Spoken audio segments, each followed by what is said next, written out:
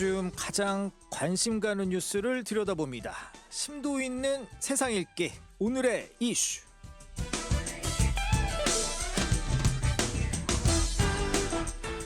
오늘 오후 3시죠. 이재명 더불어민주당 대선 후보의 공직선거법 위반 상고심이 열립니다. 많은 분들이 좀 관심을 가지고 있고 또 대선을 앞두고 후보들이 어떻게 또 결정될지 오늘 이 선고에 매우 촉각을 곤두세우고 있는데요. 법무법인 공간에 김구 파트너 변호사 전화 연결돼 있습니다. 변호사님 안녕하십니까? 안녕하세요. 반갑습니다. 예, 변호사님 우선 우리 굿모닝 OBS 청취자분들을 위해서 자기소개 부탁드릴게요. 예. 현재 이제 법무법인 공간이라는 데에서 일하고 있는 김구 변호사라고 합니다. 예, 알겠습니다. 우선은 오늘 이재명 후보의 공직선거법 위반 혐의, 이거 사건 내용 좀 간략하게 정리 먼저 해주시겠어요? 네, 한번 간단히 말씀드리면 지난 3월 26일 날 서울고등법원 형사 6-2부에서 이재명 후보의 이 공직선거법 위반 항소심 선고 공판을 열어가지고 예. 징역 1년에 집행유예 2년을 선고한 1심을 뒤집어가지고요. 예. 이 후보에게 무죄를 선고한 바가 있습니다. 예. 그리고 6.3 대통령 선거를 앞두고 대법원에서 해당 사건에 대해서 매우 신속하게 심리가 진행이 되었고요. 예. 오늘 3시에 이제 선고한다고 이제 알린 바 있습니다. 변호사님, 그러니까 이게 총 2가지가 핵심이잖아요. 네네. 예. 그 내용 좀 알려주세요. 그러니까 백현동 문제하고 그다음에 네. 김문기 씨를 골프를 쳤느냐, 안 예, 쳤느냐 예. 이 얘기잖아요. 예, 그렇습니다. 이재명 후보는 이제 아시다시피 크게 2가지 혐의로 기소가 되었습니다. 예. 김문기 처장 관련 허위 발언이 있었다. 그다음에 백현동 관련해서 허위 발언이 있었다. 예. 이제 이 2가지로 기소가 된 거고요. 일단 공소장에 적시된 사항을 먼저 보시면 김문기 처장 관련 허위 사실은 첫 번째, 이재명 후보가 성남시장 재직 시에는 김문기 처장을 몰랐고 김문기 네. 처장과 함께 해외 출장을 갔는데 그 기간 중에 김문기 처장과 골프를 치지 않았고 예. 도지사가 된 후에야 김문기 처장을 알았다. 이렇게 3개로 쪼갤 수가 있습니다.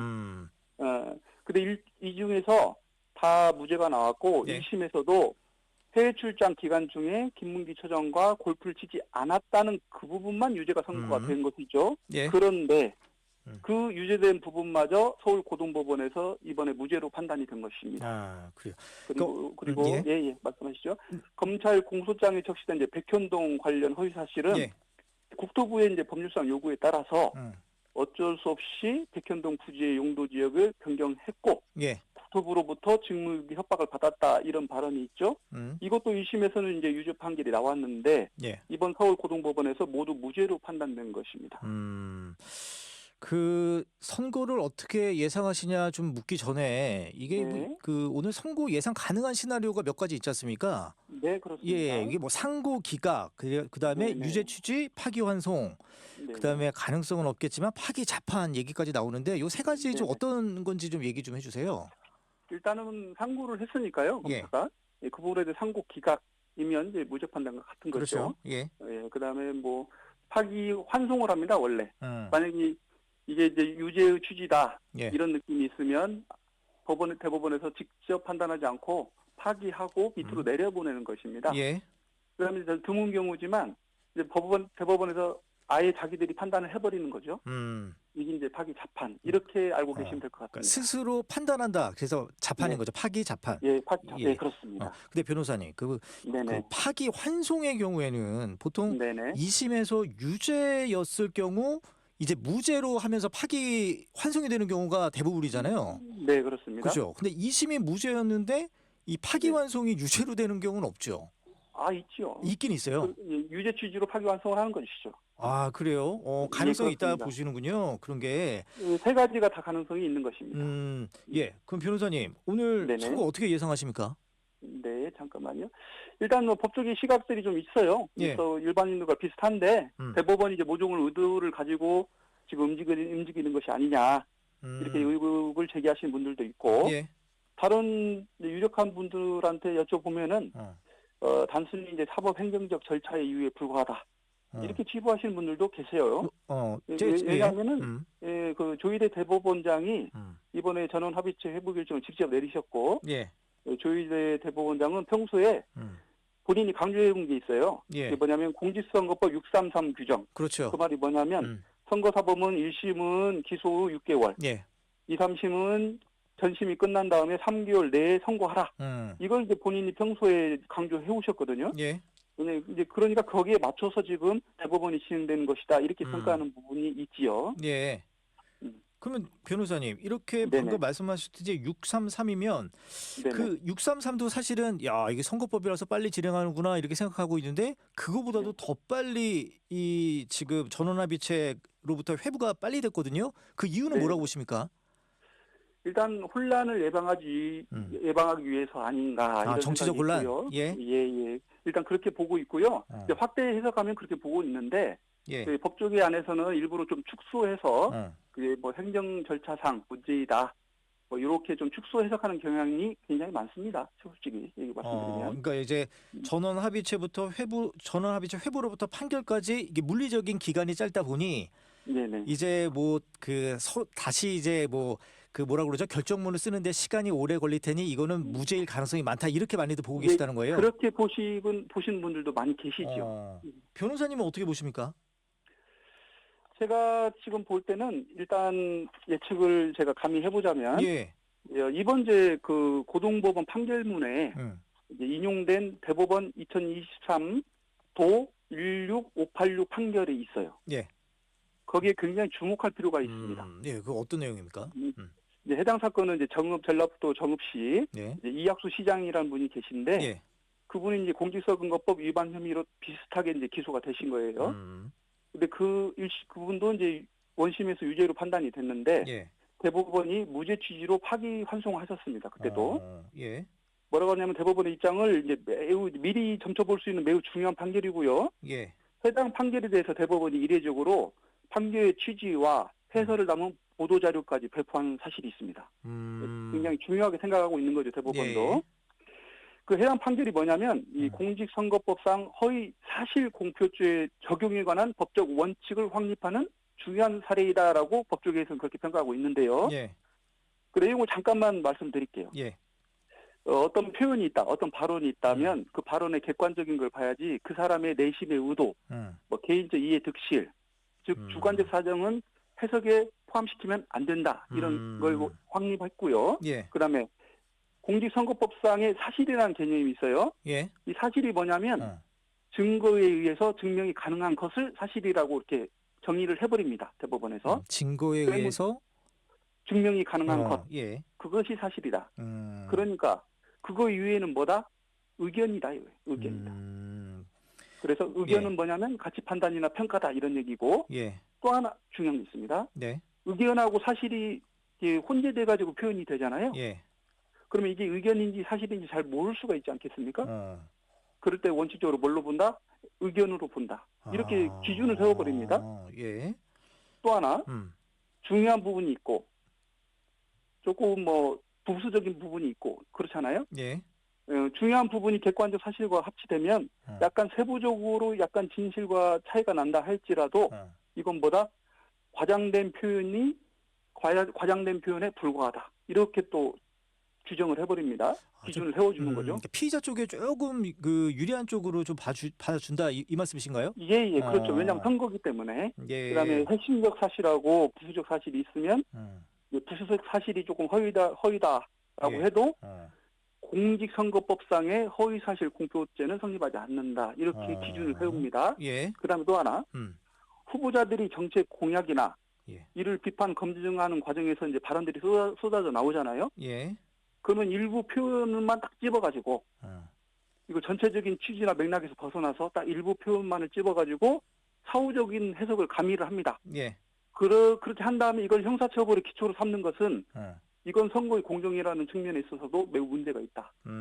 라고 이제 기준을 세우죠. 예를 들자면 우리 앵커님께서 저한테 1월 달에 한 말, 2월 달에 한 말, 3월 달에 한 말이 있어요. 예. 각각의 말은 뭐 허위가 아니에요. 근데 세 개를 다 합쳐 보니까 나중에 생각하니까 이거 허위네. 이렇게 하면서 형사 기소하지 말라는 얘기입니다. 우리 그리고 이제 하나만 더 말씀드릴게요. 예, 토론회를 하잖아요. 네. 그런 즉흥적 상황에서 나오는 말은 조금 더 보호해주자.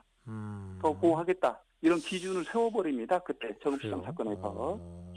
그게 바로 이번 고등법원 이재명 무죄 사건에서 예. 그 원칙이 다 들어가 있습니다.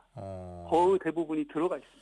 그 완전히 1심 판결하고는 지금 다르게 지금 평가를 하고 계신 건데, 네네네. 그러니까 이제 우리 형법은 행위 책임의 원칙이다 이런 얘기 있잖아요. 그러니까 행위에 네, 대해서 그렇- 책임을 지는 거지, 뭐 안다 네. 모른다, 뭐 요런 행위는 뭐 중요하지 않다 이렇게 보는 거잖아요, 그죠? 그러니까 말씀을 드리자면 공직선거법상 허위 사실 공표라고 나온다요. 허위 예. 사실 공표. 어, 이 사실은 진짜 사실이어야지 예, 이게 의견이면은 괜찮다는 거예요. 예, 이게 허위라도 음. 의견이라면 예. 네가 그렇게 생각하는 걸 어떻게 하겠냐 이런 얘기죠. 근데 사실이 그렇게 있었는데 예, 그 사실을 왜곡해서 허위로 공표하는 것은 문제가 있지만 네가 그렇게 생각하는 의견은 그게 허위라 할지라도 예. 이 공직선거법상 적용을 받지 않는다 이런 얘기. 그러면 오늘 변호사님 뭐 이렇게 쭉 말씀해 주셨는데 그러면은 이 오늘 판결 뭐 전원 무죄 이렇게 판단하신다 이 말씀이신 거죠? 저는 그렇게 판단하는 게 아니고요. 그렇게. 이제 법조인들은 그 기존의 사례가 있고 기존의 판례가 대법원이 있으니까. 정해주신 기준이 있으면 예. 이제 그 기준에 따라서 이제 이렇게 평가될 가능성이 있다라고 말씀을 드리는 거죠. 예. 그 변호사님, 그 오늘 네. 또 가장 또 중요한 것 중에 하나가 이제 아까 네. 정치적인 논란 말씀하셨잖아요. 그게 바로 이제 네네네. 헌법 84조를 두고 얘기하는 거지 않습니까? 예, 그렇습니다. 네, 그거 좀 설명 좀 해주십시오. 예. 이제 우리나라 헌법 84조에 이제 내용은 간단합니다. 대통령은 내란 또는 외환의 죄를 범한 경우를 제외하고는 예. 재직 중 형사상의 소출을 받지 않는다라고 이제 규정이 되어 있습니다. 예. 여기서 이제 문제가 되는 부분이 재직 중 형사상의 소출을 받지 않는다 이 부분에 대해서 예. 헌법학계에서는 수사도 중단하고 검찰의 기소도 중단하고 뿐만 아니라 이미 진행 중인 재판의 중단까지도 중단해야 된다. 예. 이렇게 해석하는 견해가 있고요. 아니다. 여기 소추라고 돼 있지 않냐. 예. 그러니까 이미 진행 중인 재판은 그대로 진행한다는 반대 의견이 있는 것입니다. 그러니까 이 소추의 개념을 두고 지금 막 해석이 불문한 거잖아요. 말씀하신 대로 이제 그렇죠. 검찰의 공소 제기만 의미하는지 아니면은 진행 중인 재판도 멈춰야 된다. 뭐 이렇게 해석하는 것도 있는데 그럼 지금 네네. 변호사님 어떻게 보세요, 이거는? 오늘 이 그 판결에 부분은- 이 내용이 좀 들어갈까요? 그렇게 기대하고 계신 분들이 많죠. 이제 뭐 전원이 있는데 예. 이 부분 판단에 있어서 대법원이 지금 매우 고심하고 있다는 소식이 들려오고 있습니다. 알겠습니다. 근데 만약에 뭐 상고 기각이 되면은 당연히 이런 내용은 없겠죠, 그죠? 아닙니다. 상고 기각이 되더라도 다른 사건이 있기 때문에 그래요? 그거 지금 진행 중이 있지 않겠습니까? 예. 이제 만약에 이제 이 후보가 뭐 대통령이 됐다. 예.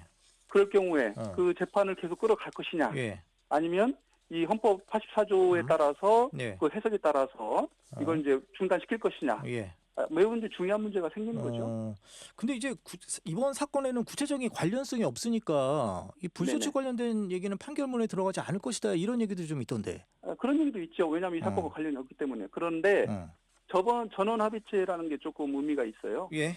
전원 합의체는 그 대법관들 모든 분이 의견이 합치되는 게 그렇게 쉽지가 않습니다. 예. 그래서 의견이 비슷하다 할지라도 조금 다른 경우에는 대법원 판사님께서 대법관들께서 거기에 대해서 의견을 제시할 수 있습니다. 예, 알겠습니다. 그러니까 이런저런 얘기가 나오겠죠. 네. 예. 그 변호사님 좀 끝으로 오늘 대법원 12명 가운데 7명이 의견을 같이 얘기를 해야지 이게 통과가 되는 거잖아요. 그죠? 그렇죠. 예. 그 끝으로 좀 오늘 판결 의미 좀 짚어 주십시오. 예.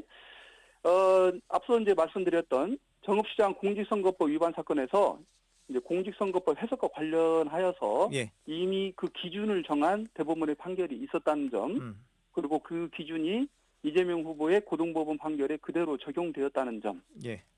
그다음에 이번 대법원 판결에서 그 기준이 바뀔 가능성이 높지 않다. 또한 헌법 84조의 해석과 관련하여서 사회 혼란을 예방하는 차원에서 예. 대법원이 의견을 표명할 가능성이 있다. 이렇게 예측할 수 있겠습니다. 알겠습니다. 그럼 얘기는 여기까지 듣죠. 지금까지 네. 법무법인 공간의 파트너 변호사 김구 변호사였습니다. 고맙습니다. 감사합니다.